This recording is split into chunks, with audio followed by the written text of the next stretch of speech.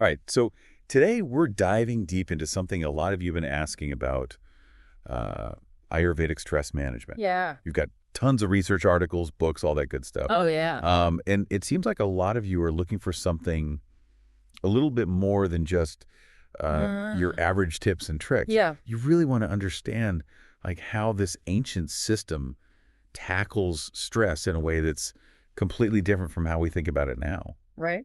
Exactly. And Yeah. and maybe even find some practical things you can actually try out. Exactly. Yeah. And Huh? actually use in your daily life. Absolutely. Awesome. Well, I'm excited to dive in. So one thing that really stood out to me in all this research is that Ayurveda, it doesn't see stress as like this isolated thing, Yeah. Right. It's viewed as an imbalance in the body's energies, Yeah. which are known as doshas. Exacts. Okay, so Yes. doshas, I've heard that term before. Yeah. But to be honest, it always sounded a little out there to me. Like, Right. like how do these doshas actually relate to the stress we feel day to day? It's a great question. Um, think of the doshas, Vata, Pitta, and Kapha as like the fundamental energies that govern all our bodily functions Right. and our minds as well. Every function. Right. Each dosha has its own specific qualities. Okay. And when they're in harmony, we experience that sense of balance and well-being. Yeah. But when they're out of whack, well, that's when stress, anxiety, and even physical problems can happen. So it's like our internal ecosystem. Yes. And stress is a sign that things are out of balance in that ecosystem. Precisely. Interesting. Okay, so let's break down these doshas a little bit. Okay. Starting with Vata. Okay. What is Vata all about? So Vata is associated with movement, air, and the nervous system. Okay. When Vata is balanced, you feel creative, energetic, and adaptable. Sounds good. But if it becomes aggravated, you might experience anxiety, insomnia, or even digestive issues. So like that person who's constantly on edge, jumping from one thing to the next, can't seem to sleep. Yeah. Could that be a Vata imbalance? It's definitely a possibility. Interesting. Okay, what about Pitta? What's Pitta? So Pitta is linked to fire and metabolism. Okay. It governs things like digestion, intelligence, and ambition. Okay. When Pitta is balanced, you're focused, sharp, decisive. Okay. But an excess of Pitta can lead to anger, inflammation, or skin problems. So that friend who's always getting into heated debates and, has a bit of a temper, could that be a Pitta thing? Could very well be. Interesting. Okay, and then last but not least, we have Kapha. Kapha. What is Kapha all about? So Kapha represents stability, structure, and nourishment Okay. associated with earth and water. Okay. A balanced Kapha brings calmness, groundedness, and a strong immune system. Nice. But if Kapha becomes dominant, you might feel sluggish, gain weight, or experience lack of motivation. Okay, so each dosha has its own unique characteristics and potential imbalances. Exactly. So how do we figure out which dosha is like dominant in our own system? Is there like a way to determine that? Yeah, there are actually quite a few traditional methods used in Ayurveda to determine your dominant dosha or your unique combination of doshas called your prakruti. Recruiting, yeah. We could get into that. Yeah. Or maybe even talk about some of the really fascinating research that's being done using modern techniques like questionnaires Yep. and even genetic analysis to figure out someone's dosha profile. Wow, genetic analysis. That's amazing. Yeah, it's really cool. It sounds like there's a real blend of like ancient wisdom and modern science. Exactly. That's really cool. Oh, Okay, before we get too deep into that, yeah. I want to know a little bit more about something I noticed in the research. These herbal remedies. Oh, yeah. Ashwagandha, Brahmi, Tulsi, Jatamansi. Yeah. It's a whole other language. It is. Yeah. Ayurveda has a really rich tradition of using herbs to address various imbalances. Right. And these four are particularly known for their stress-relieving properties. Okay, let's start with ashwagandha, All right. since that seems to be everywhere these days. Mm-hmm. What's the deal with this herb?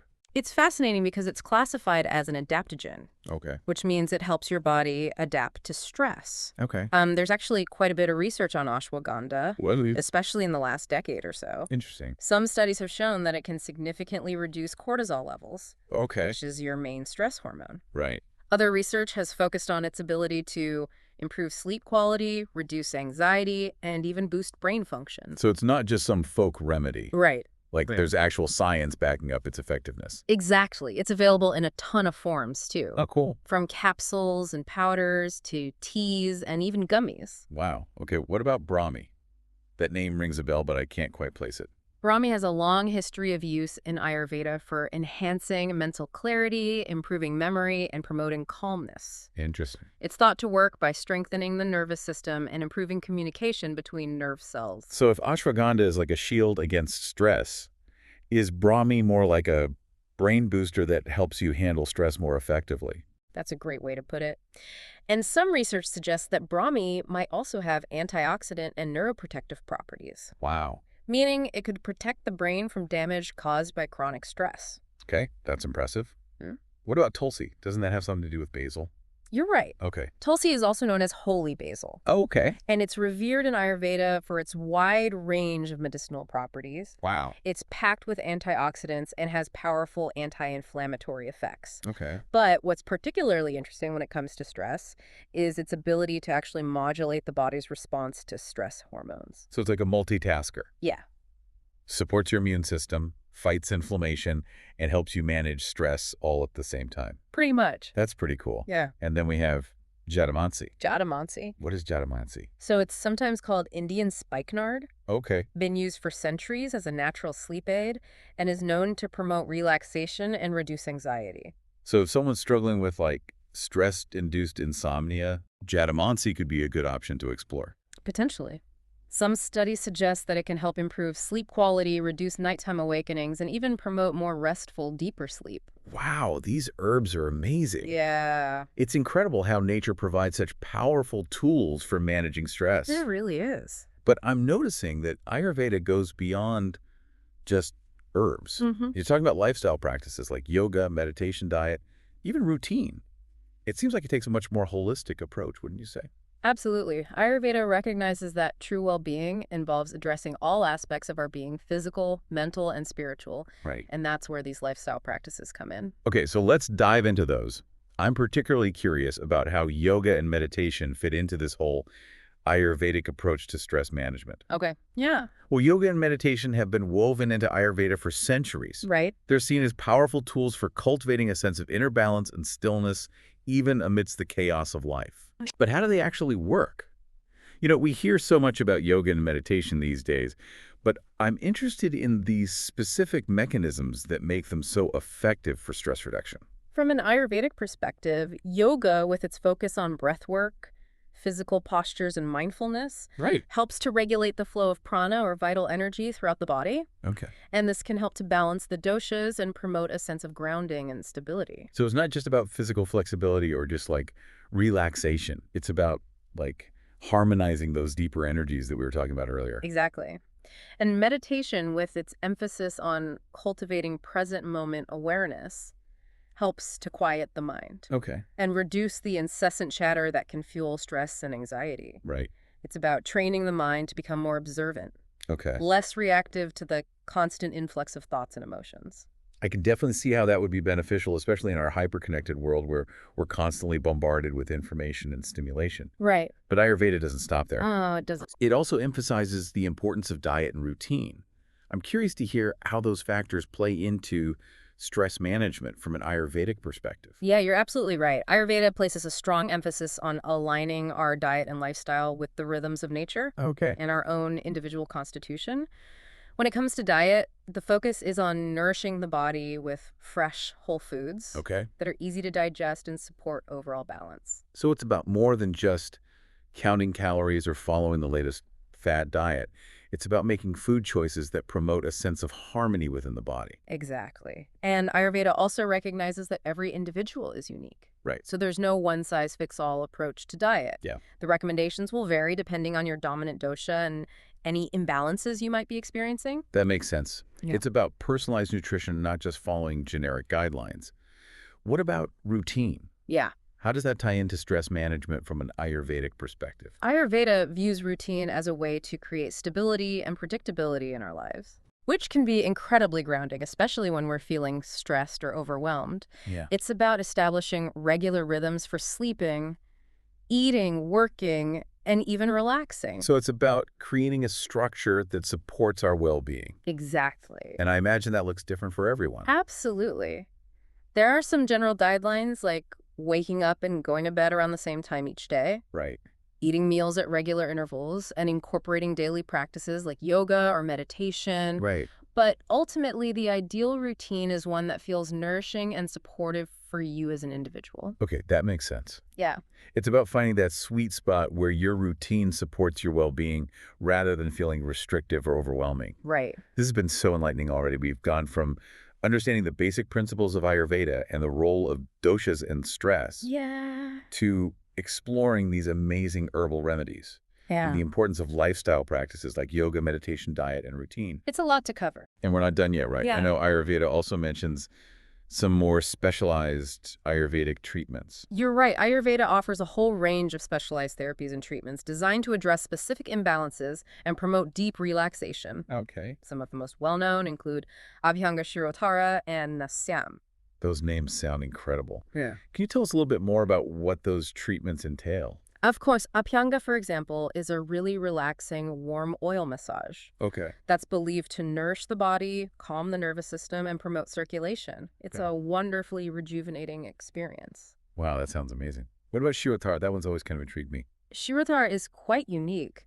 It involves a gentle, continuous stream of warm oil poured over the forehead, Oh, wow. specifically targeting the area between the eyebrows known as the third eye. Right. It's said to have a really calming effect on the mind, Oh, Corey. reducing anxiety, improving sleep, and even promoting a sense of clarity and insight. It sounds incredibly meditative. Yeah. And what about Nasyam? What makes that treatment special? So Nasyam is a bit more specialized. It involves administering medicated oils or powders through the nostrils. Okay. It's thought to be particularly effective for clearing the sinuses, relieving headaches, and improving respiratory function. Okay. It's often used to address stress-related issues like insomnia, anxiety, and even certain types of headaches. So these treatments are like taking stress management to a whole new level. Yeah. It's amazing how Ayurveda offers such a comprehensive and multifaceted approach. It really does. And I think that's what's so compelling about it. It recognizes that stress manifests in different ways for different people. Right. And it provides a wide range of tools and techniques to address those individual needs. It's like a personalized toolkit for stress relief. Exactly. You can choose the practices and remedies that resonate most Yeah. with you and your unique constitution. Exactly. And that's what makes Ayurveda so empowering. It puts you in the driver's seat of your own well-being. Right. And encourages you to explore what works best for you. It's a journey of self-discovery and a path to cultivating greater balance and harmony in your life. This is all so fascinating. We've covered so much ground already. From understanding the fundamental principles of Ayurveda I know, right? to exploring these incredible herbal remedies and lifestyle practices. Yeah, And we've even dipped our toes into the world of specialized Ayurvedic treatments. we have. But we're not done yet, are we? There's still so much more to uncover, especially when it comes to applying these concepts to our own lives. Oh, there's definitely more. You're right. There's always more to explore. Yeah. One thing that really struck me in all this research was this idea of paying attention to how you react to certain foods and activities. Right. Is that something that's emphasized in Ayurveda? Absolutely.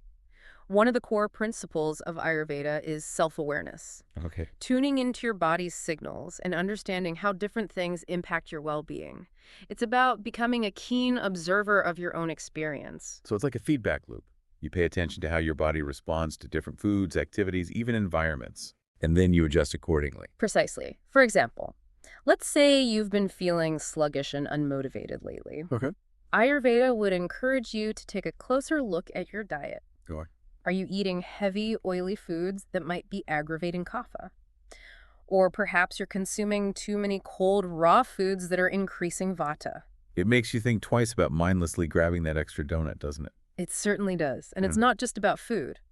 Notice how you feel after spending time with certain people, Okay. engaging in different activities, or even being in certain environments. Does your energy increase or decrease? Do you feel more or less balanced? It's fascinating to think about how all these seemingly small things can actually have a significant impact on our well-being. It truly is. Ayurveda teaches us that every choice we make, from what we eat to how we spend our time, contributes to our overall state of balance. I'm also curious about something else I came across in the research. This concept of Agni, or digestive fire. It sounds almost metaphorical, Right? but I have a feeling there's more to it than that. You're right. It's not just a metaphor. In Ayurveda, Agni is considered the vital force responsible for transforming food into energy and nourishment. Okay. It's also believed to play a key role in our mental and emotional well-being. So if our digestive fire is weak, it can impact more than just our physical digestion. Exactly. Huh. A weak Agni can lead to indigestion, low energy brain fog, and even emotional imbalances like anxiety and depression. Wow, that's incredible. So how do we keep our Agni strong and healthy? There are a number of ways to support Agni. Ayurveda recommends eating warm-cooked foods, Okay. favoring spices that stimulate digestion like ginger and cumin, Okay. and practicing mindful eating habits. Mindful eating, that's something we hear a lot about these days. What does it actually mean in the context of Ayurveda? Mindful eating involves slowing down savoring each bite Okay. and paying attention to the taste, texture, and aroma of your food. Yeah. It's about being fully present during meal times Right. and avoiding distractions like television or scrolling through your phone. It makes sense. When you're not fully present, you're not really appreciating the food Right. or giving your body the chance to properly digest it. Exactly. And it's also about honoring your body's signals of hunger and fullness.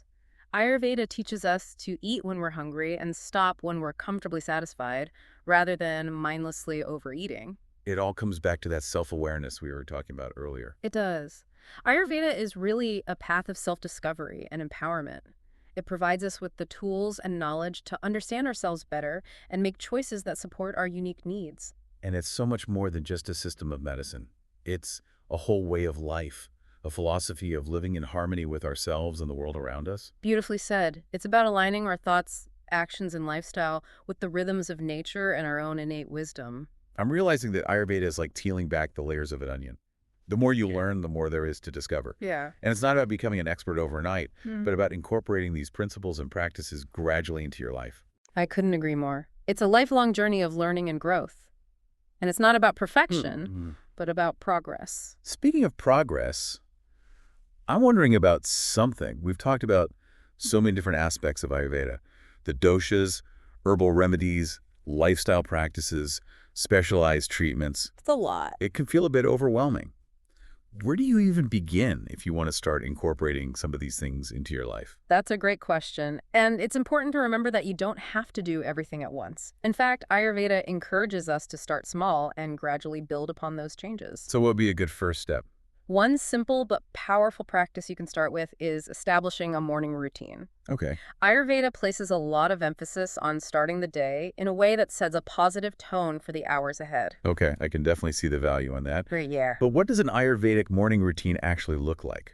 It can vary depending on your individual needs and dosha type, but some common elements include waking up early, ideally before sunrise, scraping your tongue to remove toxins that have accumulated overnight, Oh, interesting. drinking a cup of warm water with lemon to stimulate digestion, Okay. and practicing a few minutes of meditation or gentle yoga to calm the mind and center yourself. Those all sound like doable things that could easily be incorporated into a busy morning. Right. And I imagine that even making small changes like that could have a ripple effect throughout the day. Absolutely. Even just 5 or 10 minutes of dedicated self-care in the morning can make a big difference in how you feel physically, mentally, and emotionally throughout the day. I'm starting to understand why Ayurveda emphasizes the importance of routine. Yeah. It's not just about being disciplined, Right. but about creating a structure that supports our well-being. Precisely. And it's not about being rigid, Right. but about finding a rhythm that works for you and helps you cultivate a sense of balance and harmony. You know, as we're talking, I'm realizing that there's a common thread running through all these Ayurvedic principles and practices. Yeah. This idea of connecting with our own inner wisdom. You're absolutely right. Ayurveda teaches us to trust our body's innate intelligence Right. and to honor the interconnectedness of our physical, mental, and spiritual well-being. It's about tuning in to our own unique needs and making choices that align with our highest good. Beautifully said. And that's a journey that's available to all of us. This has been such an eye-opening exploration. I feel like we've only just scratched the surface of this vast and ancient system of wisdom, and I'm already feeling inspired to incorporate some of these principles into my own life. But before we wrap up, there's one more thing I wanted to touch on. Something that really stood out to me in all the research. It talked about the importance of finding joy and purpose in our lives. That's a beautiful point. Ayurveda recognizes that true well-being goes beyond just physical health. It encompasses mental, emotional, and spiritual fulfillment as well. It's funny, we started this whole deep dive looking at ways to manage stress. Mm-hmm. But it feels like we've uncovered so much more than that. Right. It's almost as if stress is just a symptom of a deeper disconnect. Hmm. A disconnect from ourselves, from nature, from that sense of purpose and joy that we were just talking about. I think you've hit the nail on the head. Ayurveda at its core is about restoring that connection. It's about remembering that we are not separate from the world around us. We are a part of nature, and our well-being is completely linked to the well-being of the planet. That makes me think about all the ways modern life kind of pulls us away from that connection. You know, Yeah. we're constantly bombarded with information, deadlines, demands. It's so easy to get caught up in that whirlwind and lose sight of what truly matters. It's true. And that's precisely why Ayurveda is so relevant today. It offers us a path back to ourselves, a way to navigate the complexities of modern life without losing sight of our inner compass. It's like that saying, you can't pour from an empty cup. You know, we can't effectively give to others or make a positive impact on the world if we're not taking care of ourselves first. Exactly. Ayurveda teaches us that self-care is not selfish, it's essential. It's about replenishing our own energy and resources so that we can show up fully in all areas of our lives. And it's interesting, too, how Ayurveda emphasizes this cyclical nature of life. You Yeah. know, there are times for activity and times for rest, times for expansion, and times for contraction. Right. It's about honoring those rhythms, both within ourselves and in the natural world. You've touched on a really important point. Ayurveda encourages us to live in alignment with those natural rhythms, to embrace the ebb and flow of life rather than constantly pushing and striving. And that brings us right back to the idea of balance, doesn't it? Yeah, That's really what Ayurveda is all about. exactly. Finding that sweet spot where all aspects of our being are in harmony. Precisely. It's not about achieving some perfect state of equilibrium, but about constantly adjusting and adapting to the ever-changing circumstances of life. It's a journey, not a destination. Beautifully said. Yeah. And it's a journey that can bring us immense joy, fulfillment, and a profound sense of connection to ourselves and the world around us. This has been such an incredible deep dive. We've gone from exploring the basics of doshas and herbal remedies to delving into the deeper philosophical principles of Ayurveda. Yeah, we have. And I feel like I have a much richer understanding not only of how to manage stress, but also of how to live a more balanced and fulfilling life. I'm so glad to hear that. And I hope you feel empowered to take what you've learned and start incorporating it into your own life in a way that feels authentic and nourishing. Absolutely. I'm already thinking about how I can create a more supportive morning routine Yeah, and start incorporating some of those amazing herbs we talked about into my diet. that's fantastic. And remember, even small changes can make a big difference. It's about taking those baby steps and gradually building upon them over time. And most importantly, it's about enjoying the journey. Exactly. Ayurveda is about embracing the fullness of life with all its ups and downs and finding ways to cultivate balance and harmony amidst it all.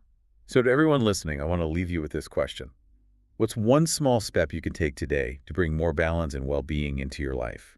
It could be as simple as incorporating a few minutes of deep breathing into your day, or trying a new recipe with those Ayurvedic herbs we talked about. Whatever it is, I encourage you to make that choice and see how it feels. And remember, you're not alone on this journey. There's a whole community of people out there exploring these same ideas and supporting each other along the way.